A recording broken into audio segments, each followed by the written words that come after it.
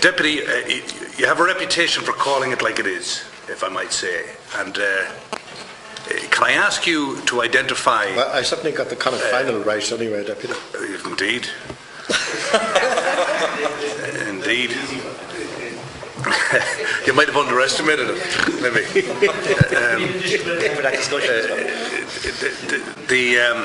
So as somebody who calls it like it is, could you say to me and just identify which pre-budget or post-budget, pre-budget proposals the Labour Party proposed gross reductions in expenditure and net increases in taxation, or were there any? Well, I think the substance of the budget is reflected in the finance bill, and it is in the amendments travelled to the finance bill that is the evidence of that. And our main evidence in that regard would be attempting to take on the incentives and the reliefs that were there. Okay. Is the short answer none? Oh no, it's not. It's not at all. There is a book of amendments travelled in those years to the finance. No, I just want to be specific. The time is very short, and we don't want to do the tarnished on it. But I'm being Can specific. you tell us, was there ever a pre-budget proposal from the Labour Party, which all lumped in together, so all the voted and non-voted expenditure and capital, which were, sorry, I was, Taoiseach, if I wanted to ask you, I'd have asked you. I'm asking Deputy Rabbit, who was the leader at the time. Can you say, was there any set of proposals, when added together, which said, we are looking for gross reductions in expenditure and net increases in taxation? Yes or no? Yes. We fought a number of the spending decisions of that time. For example, I was very prominent myself, almost alone in the Dáil, in terms of the Bertie Bowl. Yeah. So that's one issue now. Chairman, you know where I'm coming from on this. I look forward to a bit of time. It's the overall thing, you know, so, as opposed to the individual calamities. Sorry, apart from the Bertie Bowl, could you tell me, was it budget 05, 04, 03, 06, where the Labour Party were proposing X net reduction in expenditure and Y net increases in taxation? Well, an enormous... What year was that? I don't remember the years. So is there a year Senator, that was the case? There were several years successively. Yeah, which ones? And a very... from about 2001 in particular. From about 2001, I mean, which specific ones? Because the only ones, having done an analysis of it that I can see, are ones that look for increases in expenditure and decreases in taxation. From a gross and net perspective. I need to allow some time for Deputy Rabbit to respond, please. From about 2001 to 2007, we would have argued for constraints in terms of the monies lost to the Exchequer in respect of the various tax incentives and tax shelters and tax reliefs that were there. We would have opposed some of the vanity projects like e-voting and the Bertie Bowl and PPARs and those. And we were careful in terms of the budget proposals that we advanced, that they were costed by the Department of Finance and that they were in sync. And earlier questions about us providing for twice the growth rate in spending is of course not true. I mean, the figures were compiled on the basis... So I didn't ask that question now. That's somebody else's question from earlier. I have 4 minutes time. 5 minutes left. I still have 4 questions. I have 4 plenty of time. It's very relevant to this question. The 5-year construction of our plan was based on 4.5% growth per annum, which from memory would have produced additional revenues to the Exchequer of in excess of 11 billion. So if you take the growth rate, provide for inflation, take the add-on of 2%, it would be at least half that again. So they were the revenues that we thought, based on the expert advice from agencies like the SRI and the Department of Finance, that were available to us. There's always a reason to spend money. I think we would have tried to spend it more wisely than what actually happened. Yeah, I need to move on. In some cases. Yeah. I'm going to move on because I've asked it 3 times. I'm still not getting the answer. Okay. But you did get the answer. No, I didn't. You mightn't have got the answer you wanted, but I didn't get the answer. Don't confuse that with not getting the answer. I'm not confusing the answer at all. Okay. I'm not confusing the answer at all. I mean, Senator? do you feel you had commented in a more modern era, but about the practice? So I'm going to put the question about in pre-election periods that in terms of promising, you said on prime time, well, that's what one tends to do, I think was the precise quote. Can I ask, in your preparation for the 2007 general election, did the Labour Party cow down to the lower tax, high expenditure policies of Fine Gael in order to win that general election, or were you happy to go with low taxation, high expenditure, all by your own? Well, firstly, Deputy, that's a misrepresentation of what I said and what some of my colleagues take great pleasure in misrepresenting. That was an exchange with... This was the important type of the question. Did the Labour Party cow down? The question has 2 parts No, to it. you've put it on the record here now. Yeah. Please permit me to answer it. That was an exchange with Sean O'Rourke about a particular advertisement. I was seeking to explain the issue of child benefit and why we pledged to hold it at what it was and why, in the circumstances, we had to make a modest cut in it. And he said, you didn't explain any of that at the time, you just kept it simple. And I said, yes, isn't that what you tend to do at election time? Especially if it's an ad, you have to keep it simple. So that's the first bit. So the main part of the question then. I've loads of time to you, Senator. I won't cut your time short. Okay, thanks. Okay, Senator, Deputy Rabbit. No, it was not our approach to go for the cut taxes and cut public spending. I mean, the revenues, on the basis of the expert advice available to us, suggested that we would have a cake that was large enough to do certain things that we wanted to do. And we didn't resile in any way in the discussions with Fine Gael in respect of the things that we wanted to do, for example, in relation to pensions and property and other reliefs that were available. We didn't resile from any of that. Yeah, can I ask, do you think it's credible for you to say to the people of Ireland that the previous government overspent and undertaxed when the sum of the Fine Gael and Labour manifestos, if implemented, would have made the landing even harder than it was? Well, first of all, I don't believe that that's the case. And secondly, you're putting words in my mouth that I never said. Well, I'm only asking a question. I only asked a question. Yeah, but I'm telling you that the premise of your question is wrong. No, but what I have said... It's not about the premise. It's about answering the question. You know, we're not in a political debate. I'm asking a question. You answer it. Please. It's not about your judgmental attitude towards the premise of my question. Sorry, is it correct or is it not to Senator, say that if your policies were implemented, that you would have led to a harder landing in the economy? I just need to make an intervention here. The member is entitled to ask the question and can structure it up in the legal framework of this inquiry and would deliver it as such. The witness before the inquiry can shape the question as to how they wish to respond within the terms of reference of the inquiry as well. Deputy Rabbit. Thanks, Chairman. What I said, Chairman, in my opening remarks, what I said is that, in my view, the main cause of the disaster that befell our country was the out-of-control property bubble, spurred on by tax incentives and expansionary lending. That was the cause of it, and that was the specific thing I put in my statement. Senator McSharry is putting a different point to me, and I'm explaining to him why I don't agree with his characterisation of what I said. Senator McSharry. Yeah, you didn't answer the question. You made a statement. So I'm going to move on because time is short. The question's answered. I can't have people comment things. An answer was given evidence to the question. Given here. A commentary. Can I ask? I still have three. I still have 3 questions. I need to get on with. I'm going to give you as much time as you like. Thanks, William. But it is not just standard practice, but it is a requirement of this inquiry that evidence given before it over its entire duration is not to be commented upon publicly by members of this inquiry, either in media engagements they may have later today or at other times, or even in real time. What's that got to do with this? I just explained this to all members now.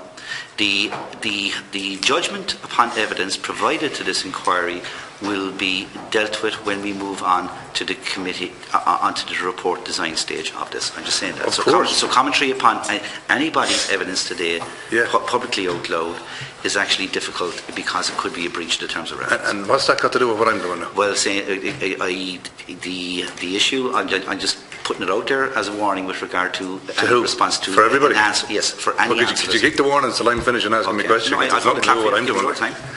Do you share Enda Kenny's criticisms of benchmarking? No. I would be more nuanced in my reaction to it. If it were an appropriate benchmarking, I think it had a role to play at the time. But unfortunately, it became, as so many things during that time, as a vehicle to dish out substantial amounts of money without discernment or discrimination. But the notion of benchmarking in the public service or in the public sector is not a bad one at all. It's the methodology and its implementation and all the rest that matters.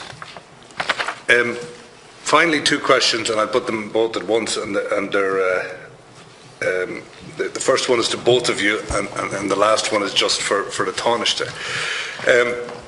Were either of you any of the beneficiaries of hospitality from developers, including, as per questioning earlier, transportation or lifts or flights or helicopters or anything like that? And if it emerged that other opposition leaders, for example, would that concern you? That's the first question. So, have you been beneficiary, and would it concern you if others were? The second question then is, Taoiseach, had you a hand in altering the configuration of this committee? Did you support it? And why was it so important for the government to have a majority on this inquiry? Thank you. Please. The hospitality issue is an issue of transport, is it? I mean, if I got a pint at some stage from a developer, is that included in the rubric of your question? Well, you must judge these things. I could only ask the question, were you a recipient of hospitality from the developers in all its known guises, including transportation, because we specifically honed in on that with other witnesses? And it's for a matter for your judgment as to how you answer that. I'm not going to put words in your mouth. Not that I recall, Senator. I recall travelling to view a business park in Bristol when I was chairman of the County Council, or when I was a member of Dublin County Council, when we were designing what has now become City West Business Park, probably the most prestigious park in the country. And I presume it wasn't Dublin County Council who paid for us to travel. I presume it were the developers who brought over 6 or 8 or 10 of us to view the park that we replicated at City West. But I would regard that as part of my job and part of my duty rather than hospitality. Yeah, I've travelled to matches. One friend of mine in particular is a small builder. Or maybe more appropriately, to be truthful, I don't know how good he is at it, his father was the small builder. And I notice sometimes, Senator, that talent skips a generation. That's good, actually. That's good.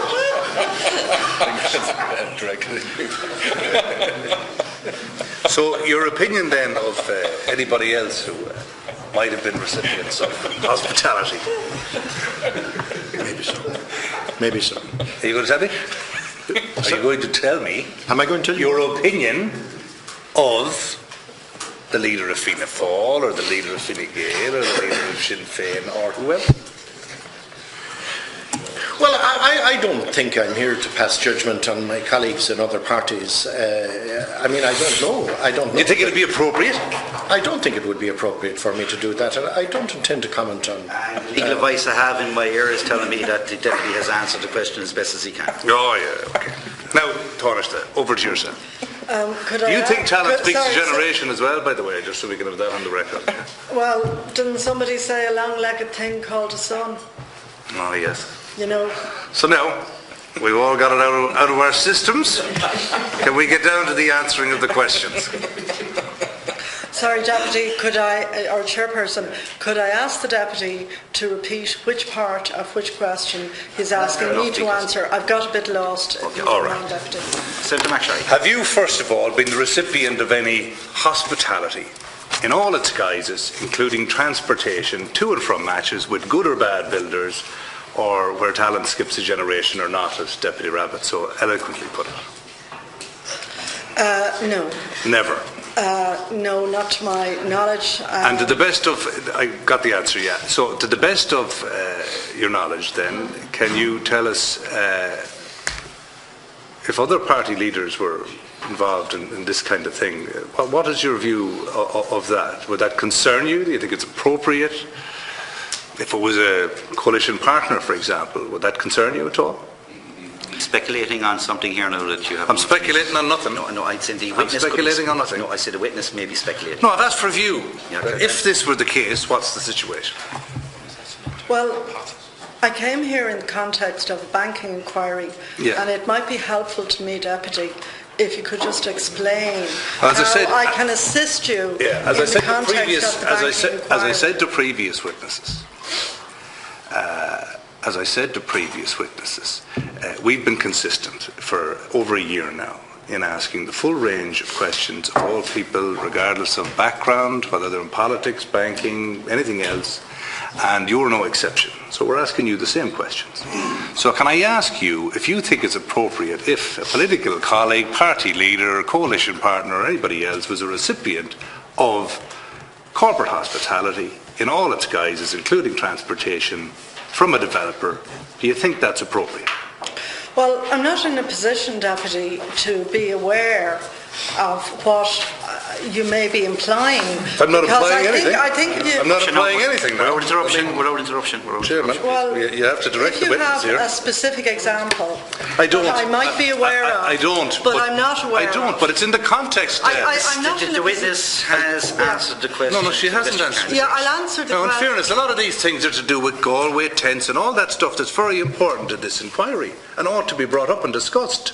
So you're no exception. Everybody's been asked about it. So I'm asking you. But the witness can only account. What is your view of this? The witness can only account for themselves. In public, on many occasions, I disapproved of the Galway tent, and I advocated strongly for the reform of disclosure requirements by people involved in politics at all levels in relation to contributions, donations of any kind, and in that so did transportation. The Labour Party Would that be included? Party.